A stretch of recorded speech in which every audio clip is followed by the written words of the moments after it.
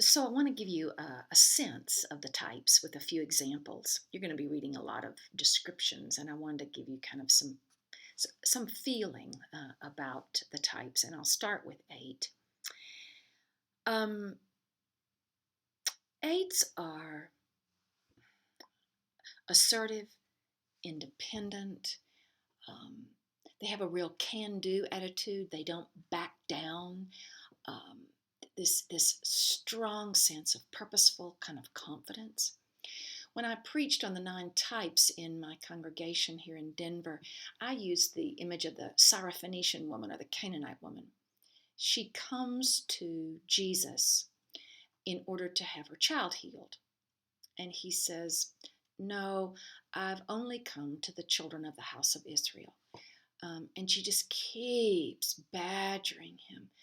Um, uh, and he says, "It's not fair to take the children's food and throw it to the dogs."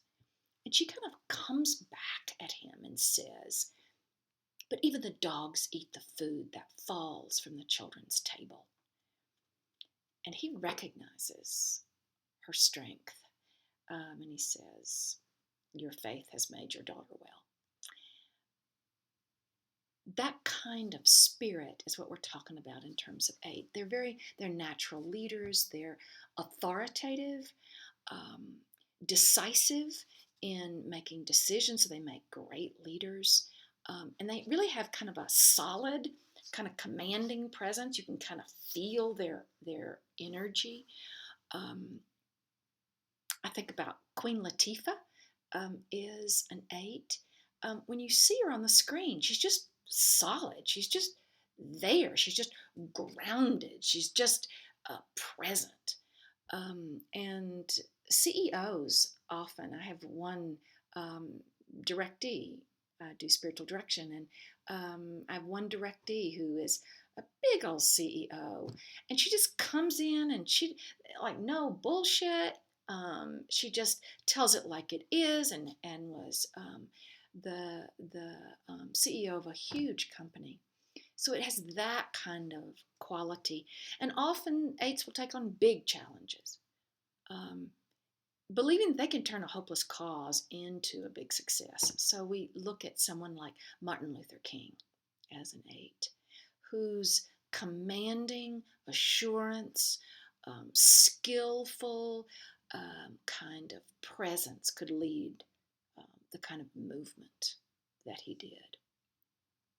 But also, as we move down the levels of health, um, we eights can become kind of swaggering and willful. They bluff. They kind of throw their weight around like Donald Trump. So you get that kind of energy as well. And if we look at the type nine, also in this instinctive center, but quite different in their feeling. Um, Nines are at ease with life. They're easy to be with.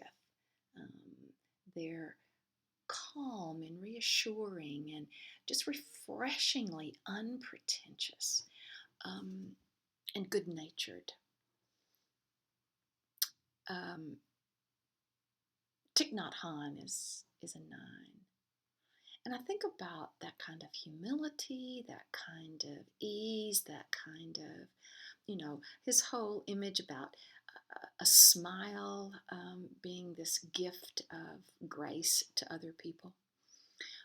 My sister in law is a nine, and when I'm around her, she is this kind of calming, she's a steady, kind of supportive friend. Um, and nines listen to you uncritically. Like you feel like $1,000,000 when you're around nines because they seem to appreciate you and support you in whatever you're doing or you want to accomplish. Also, nines are imaginative and kind of creative um, in their personal life and in their professional life. Quite expressive. Garrison Keillor is a nine. So he has that kind of folksy, easy storytelling style that is so typical of nines, but it has kind of a quirky, kind of lovely, imaginative quality. So then that just kind of um, gives you a sense of ease. Nines are also very optimistic, um, and they generally keep their lives fairly uncomplicated, and they develop really pleasant little routines. So, kind of Mr. Rogers, if you're old enough to have remembered him. So it's, oh, I'll just come in. Welcome to the neighborhood. I'm going to take my jacket off and put my sweater and my slippers on. So they have that kind of ease and presence. Finally, type um, 1, again, a very different feeling. Ones are people with high standards. They point true north. They're fair and truthful. They see things um, in terms of what is best, long range objectives.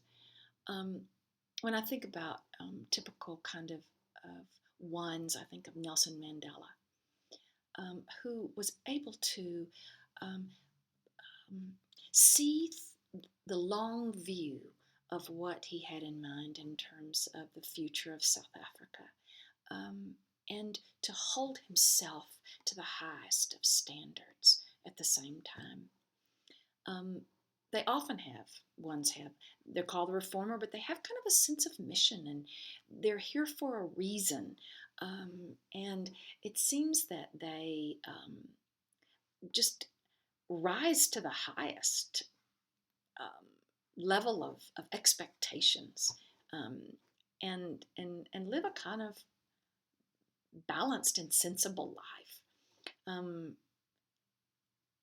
I'm thinking particularly about a woman who has developed a prison project for and teaching the Enneagram in the prison. It's become this remarkable mission, and she's a 1, and she could do that. John Calvin, in the Presbyterian tradition, was a 1. He reformed the squalid conditions in Geneva. And so we see these people with their high standards. Um, they also have really deep convictions about right and wrong, what's good and bad, what's just and unjust. And they're intending on improving the whole world and everybody in the world, and to leave the world a better place. So when I preach on the type 1, I often used John the Baptist as this reformer, who is going to um, make the world a better place, insist on it, kind of. Um, um, there also is, down the levels, meaning down a little bit less healthy, there's kind of a perfectionistic. I mean, they're kind of picky about the small things. They can have really narrow ethical standards. They like office protocols, just so. Even if you think about Martha Stewart, she likes the way you keep your home and the way you entertain and the way you cook has a certain rightness about it. I mean, even in prison, Martha Stewart was like, right. She did that even right. So there's some examples. I hope that fills in some of the gaps and gives you some ideas about the feeling of each type.